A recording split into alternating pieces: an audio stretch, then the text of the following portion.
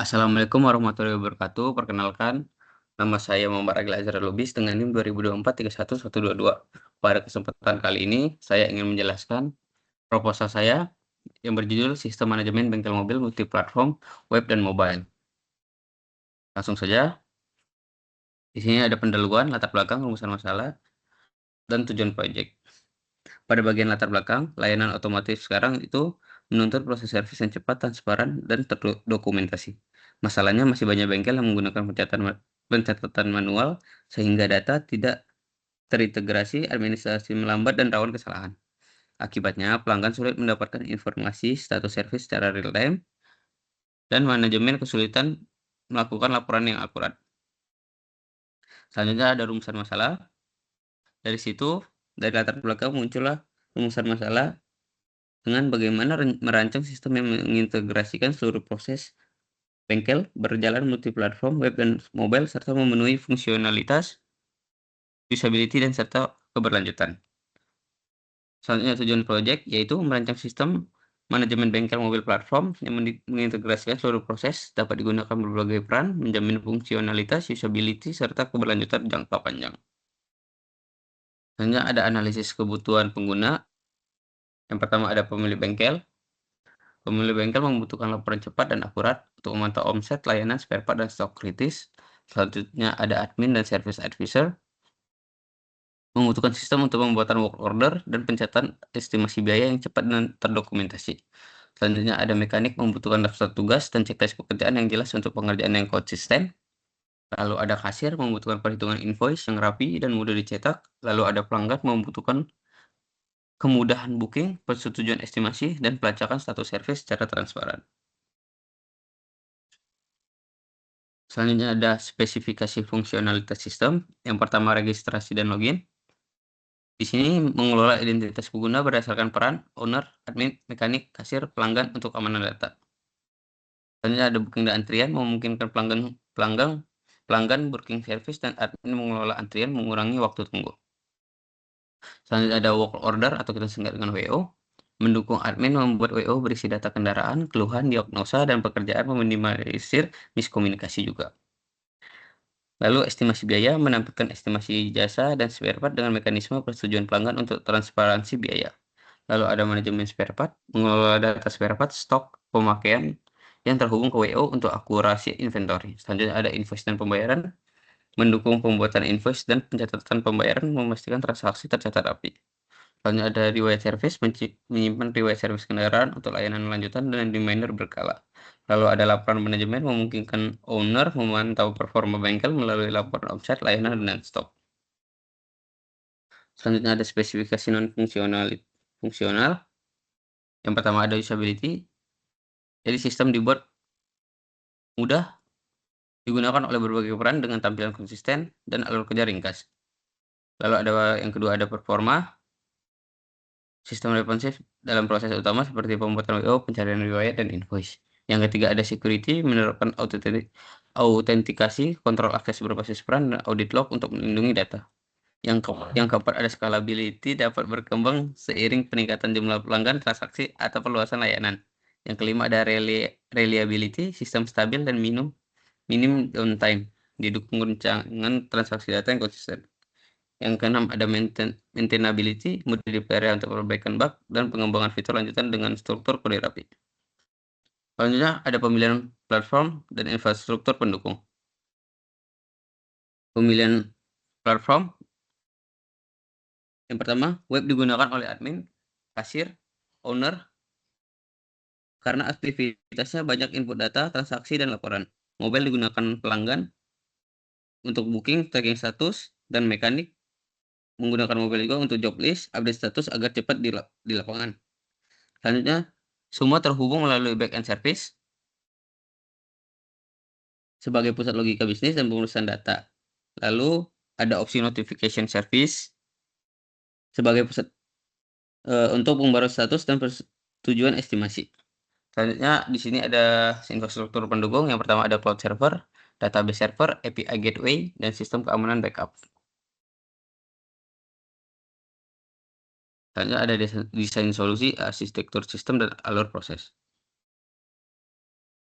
Pada arsitektur, sistem menggunakan pola client server, web, dan mobile berbagi data yang sama melalui API. Data disimpan di database terpusat, jadi jika ada dokumen atau berkas bisa memakai object storage dan notifikasi bersifat opsional juga.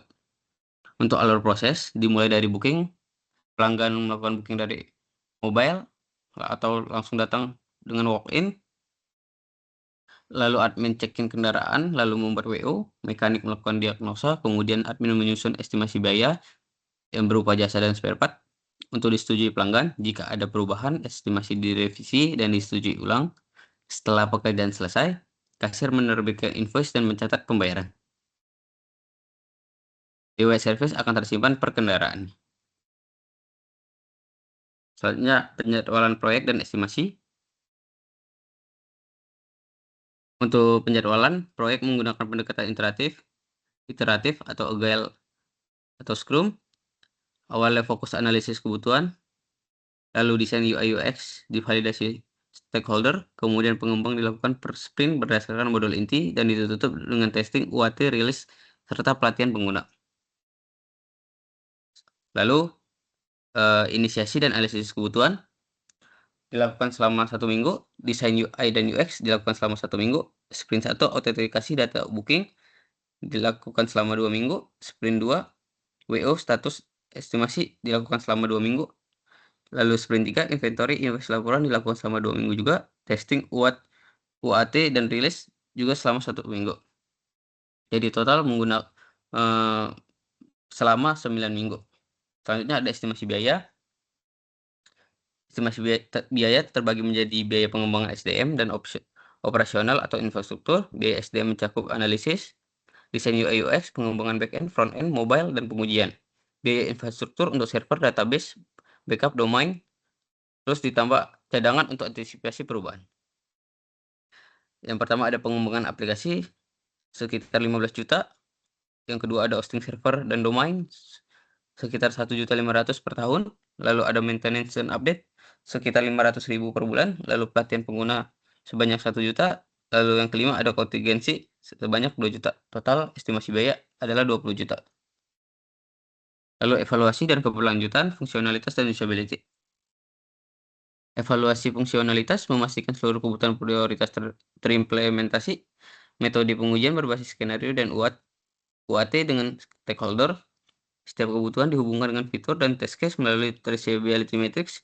Kriteria keberhasilan terpenuhinya kebutuhan must have tanpa bug kritis pada modul transaksi, inventory, dan device service.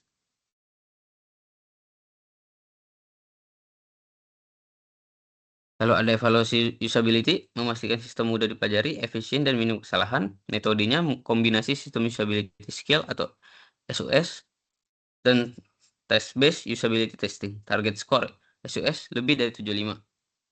Nilai 75. Test-based testing mencatat waktu, error rate, bantuan, dan umpan balik pengguna. Hasil digunakan untuk perbaikan UI dan UX. Seperti bisa dilihat di tabel, booking plus status dilakukan oleh pelanggan kurang dari 2 menit. Buat WO dan estimasi dilakukan oleh admin kurang dari 3 menit. Update status dan checklist mekanik kurang dari 1 menit. Invoice dan pembayaran kasir kurang dari 2 menit. Selanjutnya ada rencana keberlanjutan dan pemeliharaan. Yang pertama, operasional organisasi menetapkan SOP penggunaan sistem, pelatihan pengguna, dan pendekatan RAC untuk peran dan tanggung jawab yang jelas. Selanjutnya ada pemeliharaan teknis, jadwal maintenance rutin, pembaruan keamanan, perbaikan bug, monitoring performa, logging, audit log, dan backup berkala. Selanjutnya ada roadmap pengembangan, V1 core release, modul inti operasional, V2 service engagement, integrasi pembayaran digital, notifikasi WhatsApp, yang V3 analistik dan scalability, dashboard prediktif, rekomendasi stok, dukungan multi cabang. Selanjutnya ada flowchart, saya akan menjelaskan flowchartnya. Yang pertama dimulai dari pelanggan, booking atau masuk, atau saya ulang lagi, pelanggan, booking atau masuk. Lalu di bawah ada booking via apa, apabila melakukan dari langsung walk-in, maka admin terima langsung. Jika dari aplikasi, sistem mencatat booking, lalu admin check-in kendaraan, membuat work order, lalu mekanik mendiagnosa kendaraan, lalu melakukan estimasi biaya. Apabila estimasi biaya disetujui, maka servis akan dikerjakan. Bila tidak disetujui, maka revisi estimasi. Selanjutnya, setelah kerjakan servis, apabila ada penambahan biaya, maka revisi dan persetujuan ulang. Jika tidak, update status dan catat spare part. Selanjutnya, melakukan QC lulus. Apabila lulus, maka invoice dan pembayaran. Jika tidak, maka akan dikerjakan servis ulang. Selanjutnya, setelah QC lulus mendapatkan invoice dan pembayaran, maka menyimpan riwayat, dan aktivitas reminder, dan selesai. Mungkin begitu flowchart yang bisa saya jelaskan untuk sistem manajemen bengkel saya ini, dan juga berakhirlah pula juga presentasi saya beserta proposal saya. Mungkin kalau ada kurang kata atau kata yang kurang enak di hati, mohon dimaafkan. Sekian presentasi dari saya. Assalamualaikum warahmatullahi wabarakatuh. Selamat siang.